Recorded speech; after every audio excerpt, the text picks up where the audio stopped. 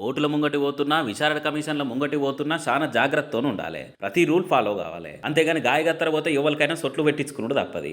అదే కథ ఏంటంటే ఎమ్మెల్సీ కోదండరాం సార్కు కూడా. సారు కాళేశ్వరం కమిషన్ విచారణ పోతే మంచిన సొట్లు పెట్టిందని బయట టాకిన పడుతున్నది. నిన్న కమిషన్ విచారణకు హాజరుపడ్డాడు కోదండరాం సారు. అయితే సార్ ఇచ్చిన అఫిడవిట్ల బబ్రాజమానం, భజగోవిందం, శుష్క ప్రియాలు, శూన్య హస్తాలు అన్నట్టే ఉన్నదట.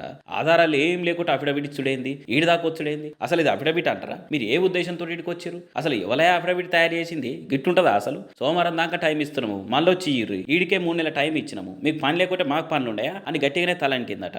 దానికి కోదండరాం సార్ తేలిగుట్టిన మనిషి లెక్క క్విక్ మన కుట్టునుడైంది. మరి సార్ వారు ఏ ఉద్దేశంతో కాళేశ్వరం ప్రాజెక్టు మీద అప్పటి పాలకుల మీద షాడీలు చెప్తాను పోయిందో కమిషనర్లో కూడా అర్థమైనట్టున్నది. పోనీ ఆ ఇచ్చే ఫిర్యాదు అఫిడవిట్ కూడా చక్కగా రాసుకోలేదంటే ఎంతో ఉరుకులాటతో ఉన్నారో అని సురుకులు పెడుతున్నది ఈ సంగతి తెలిసిన వాళ్ళు.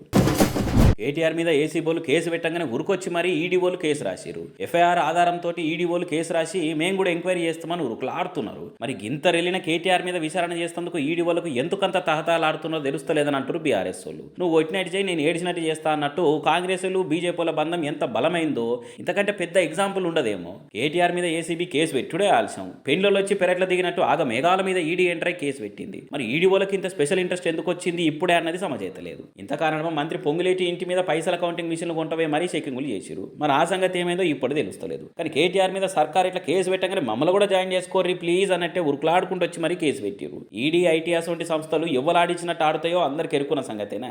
ఖచ్చితంగా బీజేపీ వాళ్ళు, కాంగ్రెస్ వాళ్ళు కూడా వాళ్ళకొని ఈడీని ఉసుకొని ఉసుగొలిపిరని అంటారు బీఆర్ఎస్ వాళ్ళు. లేకుంటే ఈడీ వాళ్ళు ఇంత జల్దిగా రెస్పాండ్ అయ్యి కేసు పెట్టేంత ఎమర్జెన్సీ ఏమొచ్చింది? రేసు జరిగి ఏం తక్కువ ఏడాది పొద్దు అవుతున్నది. అద్వార సంది గుడ్డుగుర్రం పండ్లు దోమినట్టు చేసి ఇప్పుడేందో అటున్న ప్రపంచం ఇటు తిరిగినట్టు ఆగ మేఘాల మీద ఉరికొచ్చి కేసులు పెట్టుడు చూస్తుంటేనే ఎవరు ఎగిరిస్తున్నారో తెలుస్తుందని అంటారు అంతా.